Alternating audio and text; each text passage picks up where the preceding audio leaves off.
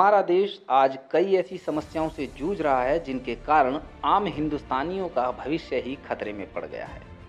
सीमा पार से बांग्लादेशियों और रोहिंग्या की घुसपैठ और तेजी से बढ़ती आबादी ऐसे ही खतरे हैं जिनके कारण हमारी संप्रभुता को ही खतरा पैदा हो गया है। हमारे यहाँ आबादी बढ़ने के कई कारण हैं, लेकिन सबसे प्रमुख कारण है अशिक्षा, गरीबी और जागरूकता की कमी। अशिक्षा के कारण ही कुछ लोग बच्चों के जन्म को ईश्वर की देन मानते हैं। जहालत का आलम यह है कि कुछ लोग बच्चों के जन्म को धर्म से जोड़कर देखते हैं और मानते हैं कि उनके धर्म में परिवार नियोजन करना वर्जित है। अगर किसी धर्म विशेष में परिवार नियोजन और गर्भ निरोधकों का इस्तेमाल वर्जित होता तो इंडोनेशिया और ईरान जैसे देशों में जनसंख्या नियंत्रण कानून लागू नहीं होता। मुसलमान उलमा तो खैर नहीं कहते हैं। मुसलमानों का दावा ये है कि कुरान ने पॉपुलेशन कंट्रोल को हराम करार दिया है। कुरान में कहीं नहीं है, ये कहीं भी नहीं है। अब जो मुसलमान ये कहते हैं कि ज़्यादातर शादियां करो, खूब बच्चे पैदा करो, हमारी जनसंख्या बढ़ जाए तो हमें वोट मिलेगा, हम हुकूमत हमें मिलेगी, हम राष्ट्रपति बन जाएंगे, प्रधानमंत्री बन जाएंगे, ये सब है जाहिलाना बातें। ये सारी जाहिलाना बातें हैं। आप अभी देख लीजिए कि अभी आपकी तादाद कितनी है हिंदुस्तान में। मुसलमान देख लें, मुसलमान इतने हैं कि इनके वोट जो हैं फैसला कुन होते हैं। जिस पार्टी को चाहें जितवा दें, जिसको चाहें हरवा दें, इसमें कोई दो राय नहीं है। मगर आप ये देखो कि पार्लियामेंट में कितने हैं, कितने एमएलए हैं, आप ये देख लीजिए। कारण क्या है उसका? जिहालत। मैं आपको कुछ मिसाल दूंगा। हमारा एक मदरसा है, उसका नाम है दारुल उलूम देवबंद। ये सहारनपुर में है, बहुत बड़ा मदरसा है। हमारे बचपन में वहाँ पर 3-4 हज़ार लड़के पढ़ते थे। वहाँ से पढ़ के मौलवी निकलते, मौलाना निकलते, और सारा खर्चा उनका मदरसा उठाता।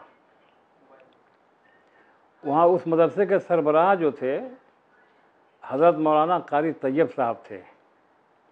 बड़े बुज़ुर्ग आदमी थे, अब वो दुनिया में नहीं हैं, और पूरे संसार में उनको माना जाता था। यूरोप में, अफ्रीका में, इस्लामी देशों में, हर जगह उनको बड़ी इज्जत की निगाह से देखा जाता था। उनके कुल गिने चुने बच्चे हैं, इतने बड़े मौलाना के कुल गिने चुने बच्चे। अच्छे, फिर आते हैं एक मौलाना सैयद हुसैन अहमद मदनी साहब। वो भी बहुत बड़े फ्रीडम फाइटर थे। कारी तैयब साहब भी फ्रीडम फाइटर थे। हुसैन अहमद मदनी साहब बहुत बड़े फ्रीडम फाइटर थे, नेहरू वगैरह के साथियों में थे। उनके भी गिने चुने बच्चे हैं,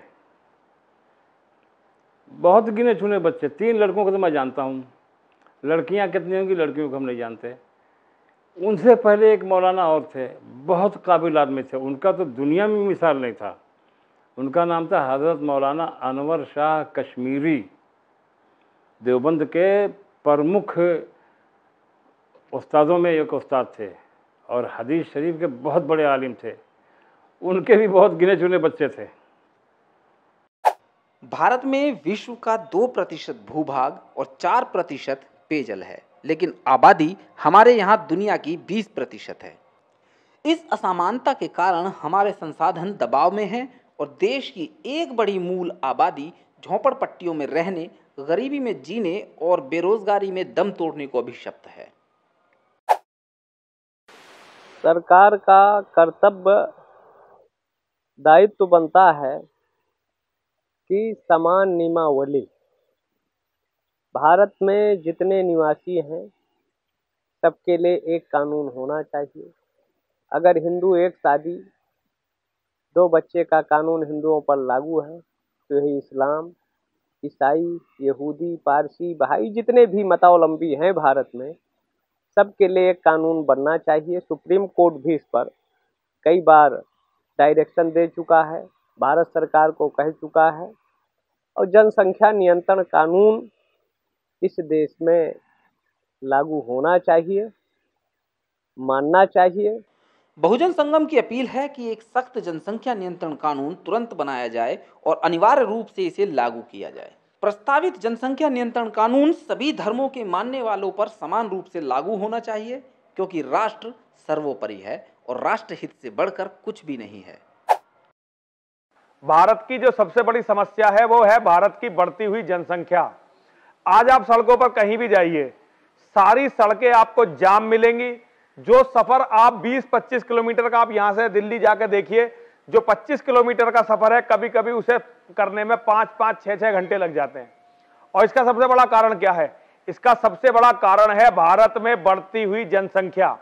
आप ये देखिए, भारत में आजकल जो भी पैदावार हो रही है, भारत में आप किसी भी अस्पताल में जाइए, आपको कैंसर के बहुत सारे बीमार मिलेंगे, आपको किडनी खराब हुए बहुत सारे बीमार मिलेंगे, आपको बहुत सारे ऐसे बीमार मिलेंगे जिनका लीवर फेल हो गया।